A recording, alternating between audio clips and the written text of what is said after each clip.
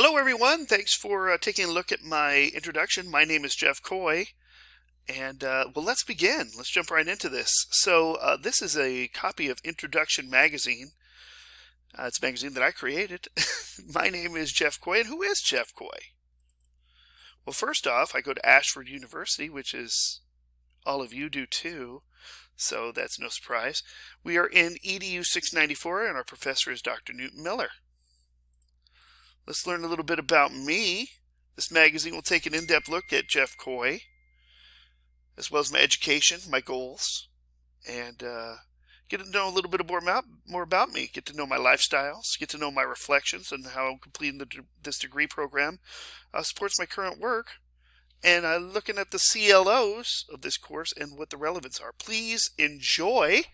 Do not hesitate to reach out if you have any further questions or concerns. I appreciate your feedback and look forward to learning something from you, as well as I hope maybe leaving a little piece of me with you as well.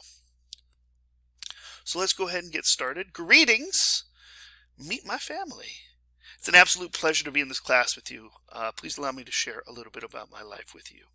First off, I threw a quote in there, "Do or do not, there is no try," said by Jedi Grandmaster Yoda. And these are the words I live by. I just do it, or I don't do it.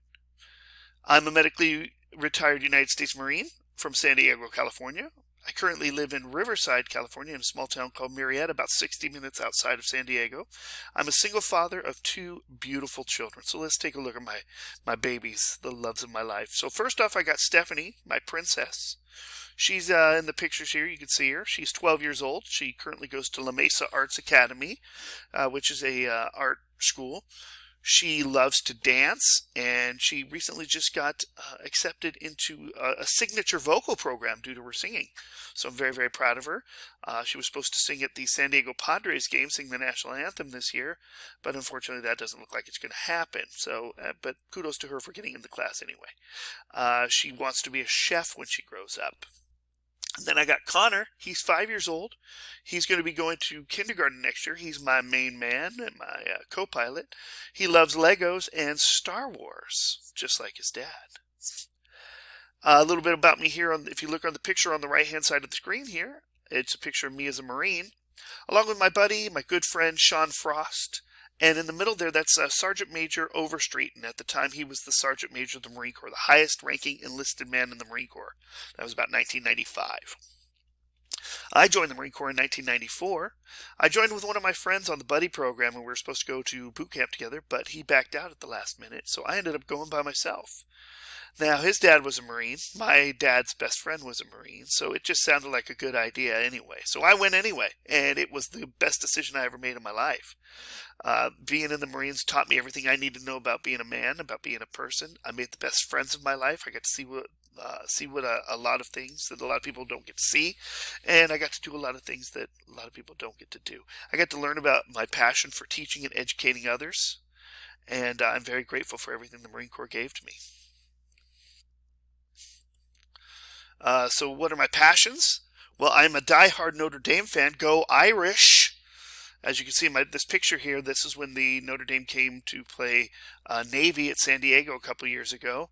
That is the actual leprechaun that was there, the mascot of Notre Dame. And yeah, I had a blast there.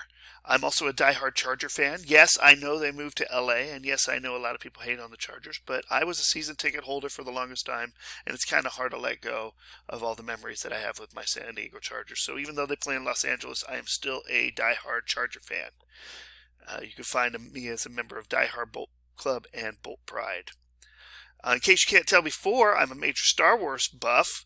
That's the first real memory I have with my father. Being in 1977, I was about 3 years old, almost 4, and I remember standing in line for about 3 or 4 hours to wait for Star Wars to get in to watch it. So we actually got to go see it, and I remember coming home and pretending to play it, and I fell in love there and then. And I actually impacted that onto all my kids. I don't know if that's a good thing or a bad thing. And I'm also an actor. Surprise, surprise. You could actually look me up on IMDb, Jeffrey H. Coy. And I put a link here for the TV show that I'm going to be coming up in, or actually a web show, because it's going to be on like Instagram TV, I believe, and it's going to be on Facebook Live. But it's a show coming up, so if you want to check it out, feel free to check it out. Feel free to like it and pass it on. I'd like to hear your feedback on it. Okay. So while I was in the Marines, I was a classroom facilitator. I was stationed out in Quantico, Virginia, out by the FBI Academy, at the Officers Candidate School, and at the Basic School, which is their secondary school. And then for my last year, I was stationed back home at MCRD San Diego.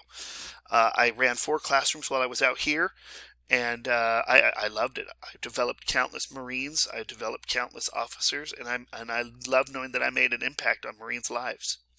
I got asthma while I was in. Running a marathon, decided I wanted to run it instead of working it, and I ended up getting asthma by not training for it. And so I got medically retired. I got to finish out my 4, but I'm medically retired. And so after that, I went back to work at the supermarket I worked at before called Albertsons. When I came back as a courtesy clerk. I moved up into the ranks to a produce clerk, night crew clerk, manager, and eventually a trainer. And then after 20 years, I decided to leave because they started closing down stores and laying people off. So I jumped the ship as fast as I could and went to Sprouts because I had a friend who worked at Sprouts and actually became their lead orientation coordinator for San Diego. I had a blast at Sprouts. I had a great time. I actually got selected to go to the East Coast and be their field development manager, field development officer. And I actually had to turn it down because at the time I was married and my wife didn't want to move and I would have had to leave my family, and that was not happening. So I left Sprouts to spend more time with my children after my divorce. And now I currently work for Pepsi as the lead delivery supervisor. I'm in charge of logistics and basically running of trucks. Pepsi is paying for 100% of this degree program. I never thought I'd get to go back to school and get my master's degree, and I find an absolute joy to know that I'm able to do this and be a part of this program. So I'm grateful, forever grateful for Pepsi for this. And this will allow me to actually pursue my dream of becoming an education facilitator somewhere down the line, either at Pepsi, hopefully at Pepsi, or at another company if I need to. Let's talk about how I empower others. One quote that I picked, the quote I picked for equity, is that every child has a different learning style and pace. Each child is unique, not only capable of learning, but also capable of succeeding. This was said by Robert John Meehan. Now, I know it says child in here, but I am a adult educator, and this quote actually works for adults as well. If you think about it, it rings true for every single learner, not just children. There's another proverb I like to use that if a plant isn't growing, who do we put the blame on? Do we blame the plant, or do we just fix the environment that the plant's growing in? So I was already utilizing a lot of this type of learning style from what I'm learning now in this master's degree program. In order to develop others. I always believed that it was common sense that people need to be developed, not just taught, but developed. And this program has allowed me to expand on my knowledge and use areas that I've already done before and also learn new things. I use the word develop a lot because one thing I've said in the past is that anybody can be trained. You can train a dog, you can train a cat, but people need to be developed. And that, by developing them, that's what actually creates understanding, comprehension, and ultimately total learning. We must, in order to develop somebody, we got to enter their mind. We got to learn about these people, learn about their differences, because every single person is different. We got to learn about their culture, who they are as a person. And once we understand them, we can better educate them. So in essence, we got to learn in order to effectively teach. So these courses allowed me to open my eyes and my mind to what I was doing right, what I was not doing right, but I was on the right track, and allowed me to tweak what I learned, and also taught me a lot of new things that I'm excited to apply into my business and show others how to develop themselves and develop others.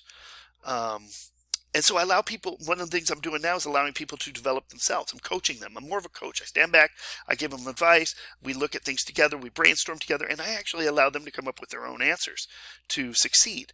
And by doing that, it allows me to see that, yes, they are capable of developing themselves, and people are amazing when they understand why they need to do something rather than what they need to do, when they understand why. That gives them true mastery. And it also allows them to go and develop others because of it, as a result of it. And this is absolutely paramount, because I know that I'm creating the leaders of tomorrow, and those leaders are going to create the leaders of the future. So my legacy is going to stand knowing that I helped develop the leaders of tomorrow, if I do my job correctly, which is what I'm learning how to do here.